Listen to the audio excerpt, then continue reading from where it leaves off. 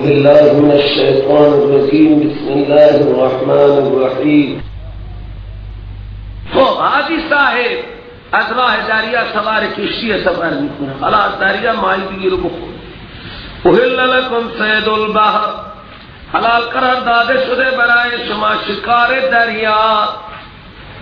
ما حنفی‌ها صید بحر فقط ماهی با توان انواع و اقسام را میگن، دیگه ائمه ماشاءالله هر چیز را میگه حلال. امام ابو حنیفه رحمه الله میگه ماهی با تمام انواع خودش حلال، هر نوعی باشد، شیر ماهی باشد، کوسه ماهی باشد، از این ماهی که شکل ماهی دارن اینها حلال. مار ماهی باشد و دیگران میگن نه همه شکار دریا حلال.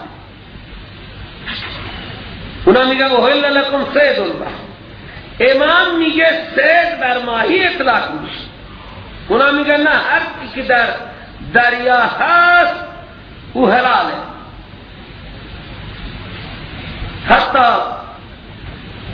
خرچنگ غیره میگو طبق فتوی امام حنیفه میگو را نباید ترک کرد، اما نوع ماهی نیست، نه شکلا نه قیافتا، مگر در این اخیر حنفی‌ها میزنن بالا. ما که هنوز نخوردیم و دل ما هم نمیاد و اشیاء هم نداری، لیکن اونها که خوردن دهنشون پر عذاب میشه. به اضافه خوردن میگو میگن دیگه انرژی قوتبان دارد یا بهتر این عاشق میشه. و طعام دریا مطال لکم، سامانی برای شما برای کافلات. و حرم علیکم صید البر، حرام قرار داده شده بر شما و حاجی صاحبان شکار خشکی تا زمانی که شما محرمید. از احرام که حلال کنید اذا حلال تو فصل تا زمان احرام حرام قرار داده شده. حالا این صید شکار بکنه، بسم الله الله اکبر کنه، ببره حرام. حرم علیکم واتقوا الله، نسخه عمل بترسید خدای کی رहे تو شروع نسخه خوف خدا. جعل الله الكعبة البيت الحرام، اون آیه که نیاز الهی و نظر الهی یہاں احترام بکنه. قرار داد اللہ تعالی کعبہ را یعنی بیت محترم را سبب زندگی انسانا تا بیت در کره خاکی هست و احترام میشه انسان حاصل دار. هر زمانی بیت خدا احانت میشه خدا دنیا را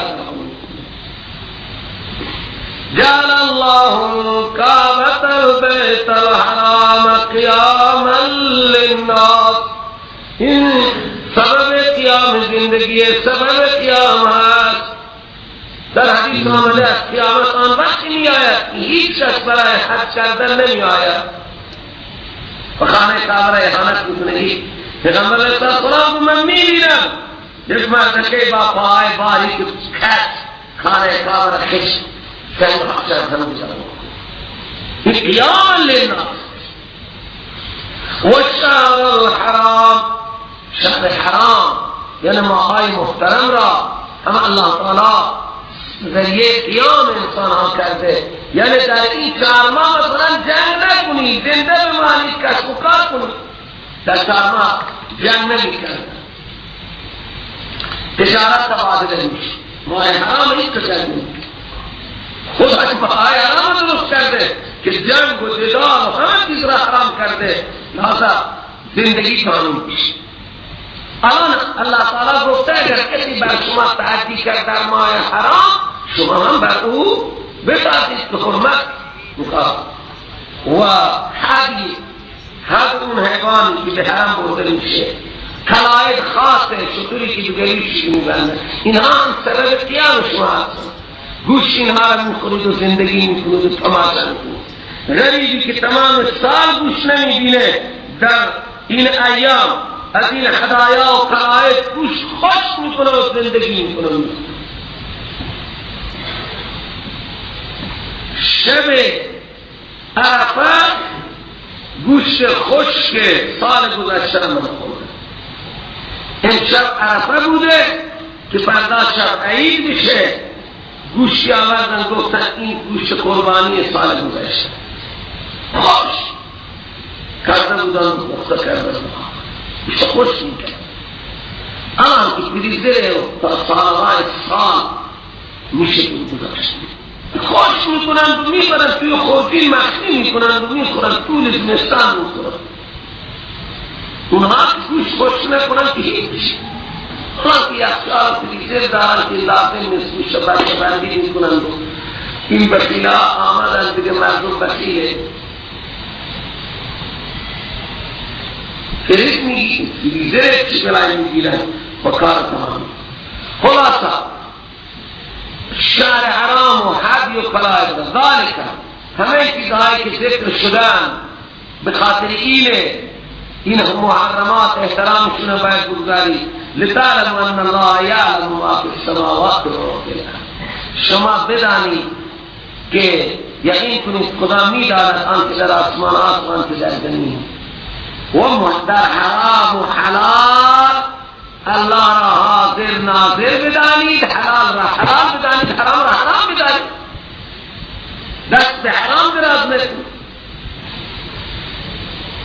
و این یقین کنید که ان الله بكل شیء علیم دارد نگاه میکند آیا شما حکم خدا میدانید مهره که خرگوش خوابه میتوانید دست بگیری و کباب بکنی و بری حسن بکنی تنها ماجی دارد سفر میکند هیچ چیزی هم نیست اللہ تعالی میگه مالی بیش شما روزه داری گرسنه‌ای همه حکم خدا امتحان بی خاطر گفته شده که الصوم لی و انا اجزی انا اجزا شما بدانید الله بكل شیء علیم و بدانید که ان الله شدید العقاب اگر نافرمانی کردی در تحلیل و تحریم حراما را حلال برای خود دانستی شکار برای محرم حرام برای خود حلال دانست بداند که الله شدید العقاب گردن میزنه حاضر و بداند که ان الله غفور رحیم اگر خطا کردی دیگه همیشه خطا تو را ادامه نده یک دفعه فکر نکردی شکار کردی ندانستی خطا کردی دیگه تو مرتبه خطا نکنی و بداند که خدا غفور رحیم خطا کردی توبه کن جریمه بره خدا بخشنده و مهربان هم میبخشم جنت ما رو میکنم مال رسول الله البلاغ فریضه رسید نیست بر عهده پیغمبر مگر تبلیغ و خدا میداند آنچه را شما ظاهر میکنید از زبان و جواره و آنچه را شما مخفی میکنید لحاظا شما تحت مراقبت شدید خدا قرار دارید کجا حرام خدا را حرام میکنید یا حلال خدا را حرام میکنید الله کاملا در اعتقاد شما باید این حرام خدا را حرام بدانید این نظر غیر الله را حرام بدانید در اعتقاد و عملا هم از اجتناب بکنید الله تعالی میداند مال رسول الله البلاغ والله یعلم ما تبدون و ما تکتمون آنچه را شما ظاهر میکنید از زبان و جواره و آنچه را شما مخفی میکنید حالا نظر غیر الله میکنید در اعتقاد به مردم میگه پر خدا خاطر ثوابی برای پیران پیر ثواب نمیکنید حضرت اینطور میگه نظر مال خدا ثوابش مال پیره ایثار ثواب اللہ تعالی میگه من میدانم که واقعا زمین طوره نظر مال خدا ثوابش ایثار میکنه یا نظر مال پیره این من میدانم اگر سر مولا کلا بگذاری سر خدا کلا نمی هر چیزی که شما ظاهر کنید و شما مخفی کنید یعنی اعتقاد شما را من میدانم که شما از این نظر از این چیز اعتقاد دارید وقتی میگه نظر غیر الله ما برای ثواب که ثوابش که فلان نبی ولی برسه خب عزیز من ولی و نبی نیازی ندارد که شما ایثار ثواب بکنید درست نیاز ندارد در وقت قربانی برای نبی علیه السلام شما نیت کرد قربانی که رسول پاک صلی اللہ علیه وسلم برای امت اونها قربانی نکردن، پیغمبر علیه السلام قربانی کرد. اللهم تقبله منی و امن لا، تقریبا کلمه بیاد من رب برای این آیه که قربانی ندارم، این قربانی را از من هم بپرسی و از آن آیه که قربانی ندارم. برای پدر خود قربانی بکنی. قربانی برای پدر چیه؟ این قربانی را همون روزی که دیگه قربانی را میکشی ثوابش برای پدر برسه، برای مادر برسه، برای فرزند برسه، برای زن برسه، برای مرده برسه، برای زنده برسه. شما وکیل میشید قربانی میکنی برای زنده، برای مرده، چیز دیگره، اصل برای خدا. لیکن از اینجا شما قربانی کردید، خیرات کردید برای خدا، ثواب برسه به ولی که ضرورت که سر قبر ولی بینم ثواب را کی منتقل میکنه؟ الله منتقل میکنه. پس الله نیات شما را میداند. شما قربان کردید برای الله ثواب برسه، ایثار ثواب تشکیلیه باید بشه. برای مرده ایثار ثواب بکنیم، برای زنده ایثار ثواب بکنیم، برای نبی ایثار ثواب بکنیم، برای ولی ایثار ثواب بکنیم. این چیز دیگر این را با نظر قاطی نکن. و اگر دستور ایثار ثواب آمده است در روز خاص، خود در همان روز خاص اگر دستور نآمده و روز را شما تعیین میکنید، 9 محرم و 10 محرم، اینها باطل شریعت اینا را نگو، هیچ چیزی به ما شریعت نگو. ما شارع نیست، ما را در تاسوعا و عاشورا از جانب شارع دستور روزه فرض نیست. تاسوعا و عاشورا روزه بشه. این هم به خاطری نبوده که امام حسین شهید شد. این دستور پیغمبر قبل از ولادت حضرت حسین این دستور بود. ما علی رسول الله البلاغ والله یعلم ما تبدون و ما تکتمون قل لا یستوی الخبیث والطیب. بگوی پیغمبر برابر نیستن خبیث و طیب. نظرهای غیر الله خبیث، نظرهای الله طیب. حلال حرام خبیث، حلال طیب. تمام اینا هرگز با هم برابر نیست. اگر که کثرت خبیث هم شما را در تعجب بینداز، واقعا یک چشمه کوچک آب زلال و یک گودالی پر از آب کثیف کدام برابر است؟ او طیبه، خورده میشه، وضو میشه. یک گودالی پر از کثافت حرام است که شما کثرت داده باشه، لیکن برابر نیست. لا یستوی الخبیث والطیب. خبیث حرامه و طیب حلاله، با هم برابر نیستن. اگر که کثرت خبیث هم شما را در تعجب بینداز.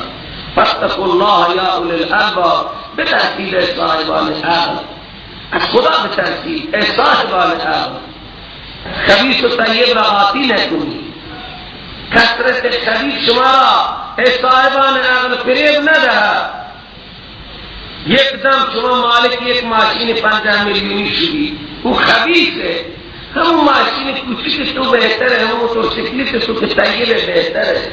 ای صاحبان عقل فقط شما راستگار میشه.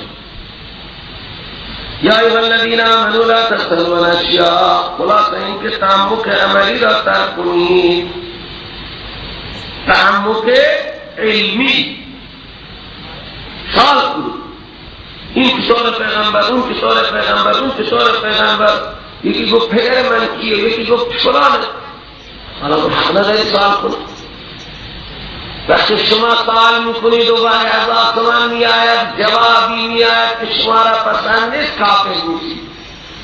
جواب خدا را پسند نکردی انکار کردی کافر میشی حق نداری سکوت کنی بی خاطر صحابه اجازه نداشت سوال کنی از اشیا گوش باشن آن که ضرورت از خدا به رسولش میگه رسول شما ابلاغ یا ایها الذین آمنوا لا تسألوا عن اشیاء خلاصه تعمق علمی رسال کنید سوال نکنید در چیزان سخنان فضول اگر ظاهر کرده شما نون اشیاء برای شما تو خیلی بد میخوره به شما حتی یکی سوال کرد که پدر نکی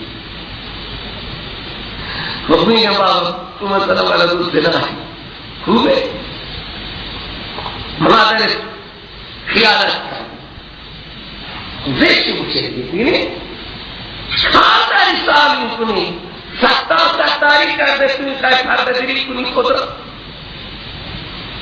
قرآن کسی و کتاب سوال نکنید از اشیاء سخنان فضولی اگر ظاهر کرده شما حقایق اشیاء برای شما این علت نہیں تو خیلی بد میخوره به شما و اگر شما سوال کنید از این اشیاء هنگامی که نازل کرده شما قرآن بر پیغمبر و ظاهر کرده شما اون اشیاء برای شما خیلی برای شما بد میخوره اگر سوال کردی این نظر قرآن توب نکن حقایق ظاهر کرده میشن وقتی حقایق ظاهر کرده شدن شما ذلیل میشید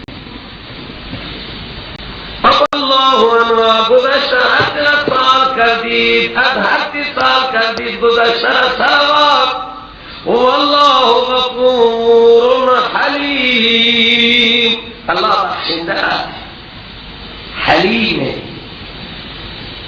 شما تحملش ندارد قصه دیگه سوال کردن دادش یا قوم من قبلکم از انبیاء و بعد جواب رسید جواب را پسند نکردم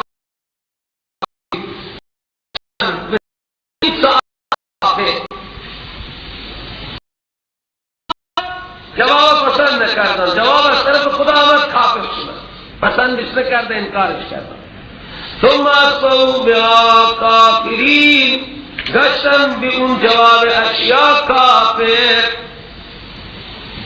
بیان تحریمات غیر الله تحریمات غیر الله یکی بحیره یکی صائبه یکی وسیله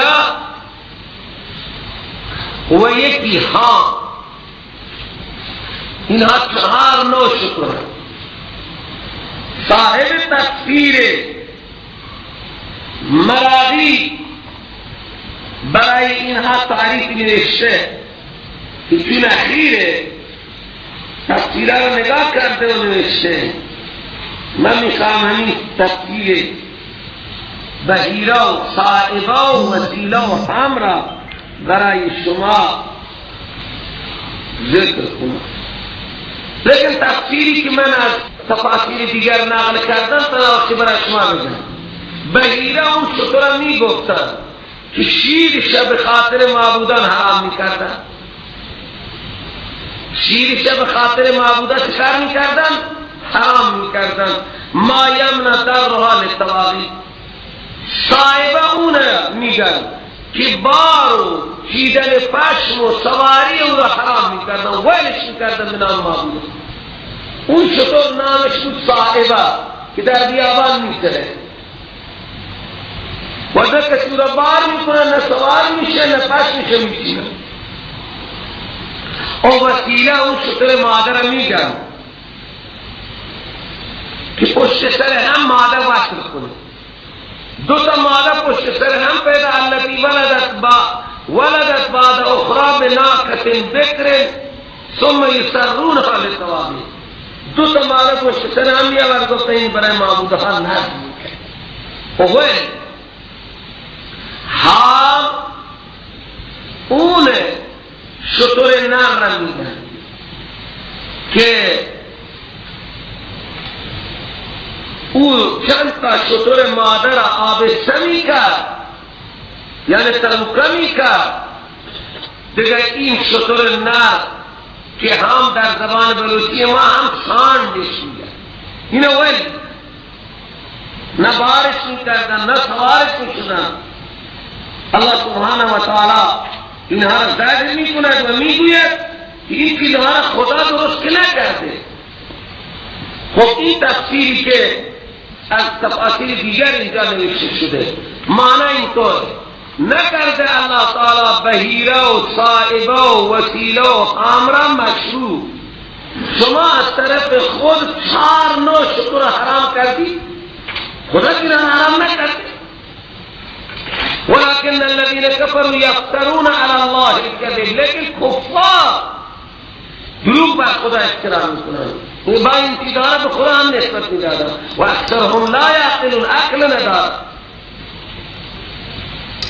لیکن بهیره را اونجا من معنی کردن که شیرش نمیخوردن، لیکن این تفسیر می نویسه که الناقة التي يبحرون اذنها ای یشقونها شقا واسعا و كانوا يفعلون بها ذلك اذا نتجت 5 ابطن و كان الخامس انثى كما روی عن ابن عباس.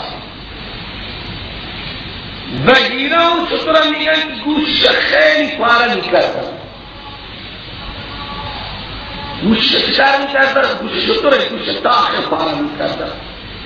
این زمانی که 5 سال بطن پیدا میکرد لازم گوشتش تاخ پاره میکردن و ولش میکردن، خصوصا که بچه پنجمش ماده اینه به نام بطها ویل میکردن، گوشش پاره میکرد. تو درسته اینه وقتی که ویل میکردن دیگه نه شیرش میخوردن نه پشمش میکیدن، هیچ کاری از اون نمیکیدن.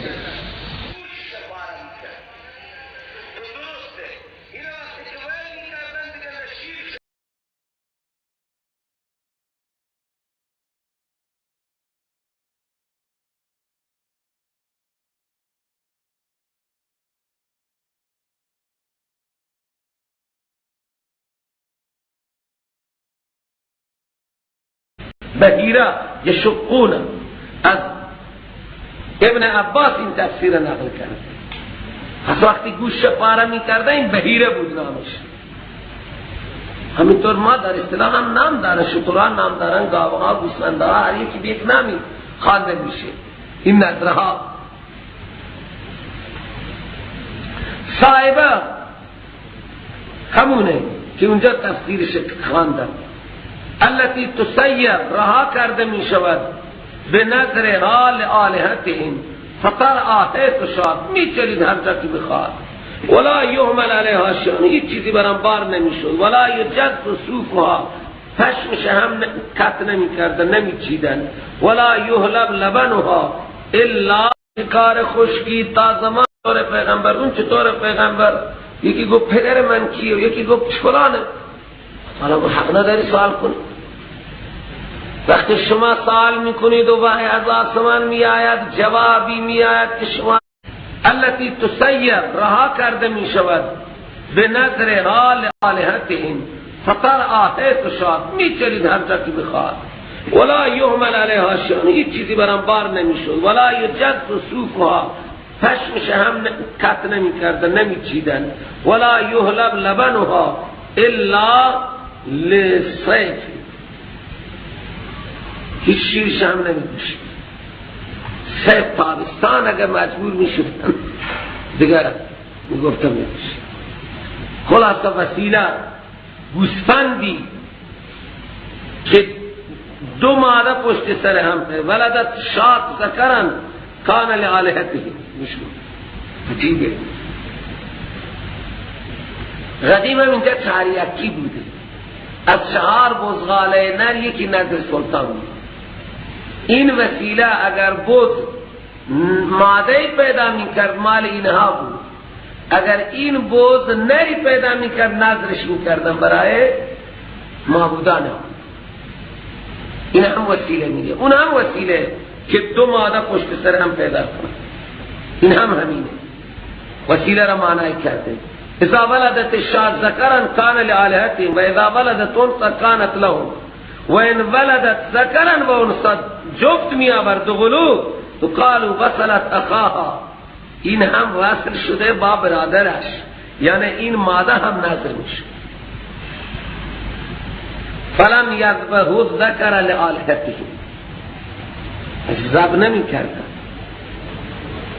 پس اینجا نه، اینجا دیگه این نر را تابع ماده می کردن، دیگه این نر را برای معبودان ذبح نمی کردن.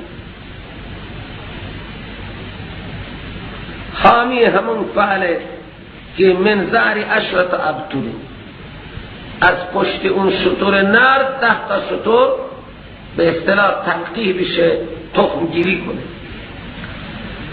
و اذا قیل لهم تعالوا الى ما انزل الله، وقتی گفتم این شاید بینا بیاید به طرف آنچه خدا نازل کرده در تحلیل و تحریم و در مسئله تحلیل و تحریم الى ما انزل الله بیایید و الى الرسول به طرف پیغمبر بیایید تا حکم حلال و حرام رو برای شما بیان کند.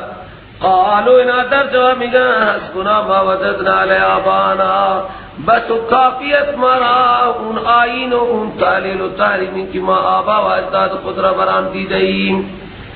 اللہ تعالی میگه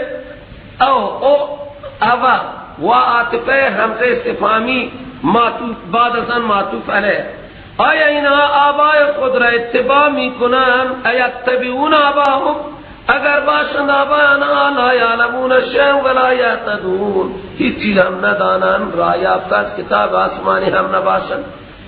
از پدران خود تقلید میکنند، پدرانی که هیچ چی نمیدانند و از هیچ کتاب آسمانی راهنمایی راه نگرفتند، از هیچ کتاب آسمانی راه نگرفتند. آبای جاهل قابل اتباع نیست. در آخر دستور دار یا ایها الذین آمنوا علیکم انفسکم، شما لازم بگیرید نفسهای خود را، ضرر نمیدهد به شما آنهایی که راه گمراهی را. شما در تحلیل و تحریم و انجام حکم خدا نفس خود را پابند کنید، حرام خدا را حرام بدانید، حلال خدا را حلال بدانید. آنهایی که راه انحراف را میبرند اونها برای شما هیچ ضرری ندارند. لا یضرکم من ضل، ضرر نمیدهد به شما آنهایی که راه گمراهی را میبرند، هنگامی که خود شما هدایت یافته باشید. الی الله مرجعکم جمیعا، به طرف خدا بازگشت شماست، رجوع شماست جمعا. او شما را خبر میکنه به آنچه شما عمل کردید. شما که پابند شریعت بودید به شما جزای خیر میداد، آنها که پابند شریعت نبودند اونها را مجازات خواهد کرد. این آیه شریفه در زمان پیغمبر هم و در زمان صحابه هم و الی یومنا هذا با امر به معروف و نهی از منکر ظاهرا تضاد. قرآن میگه شما نفسها خود را لازم بگیرید، از کاری به کار کسی نداشته باشید. اونهایی که راه گمراهی را میبرن برای شما ضررده نیستن، باشه ببرن. هنگامی که شما هدایت شده اید، من دیگه جواب حدیثی هم هست اونم برای شما میگم، لیکن من از خود همین آیه استدلال میکنم.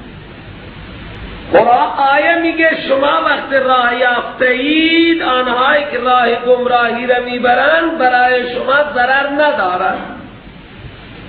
لا یضرکم من ضل اذا اهتدیتم. من سوال میکنم ما چه زمانی هدایتی راه یافته اید؟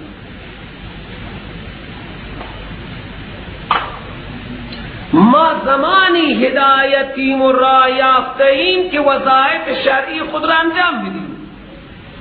تا ما وظایف شرعی خود را انجام ندهیم، آیا ما راه یافته ایم یا بی راهی؟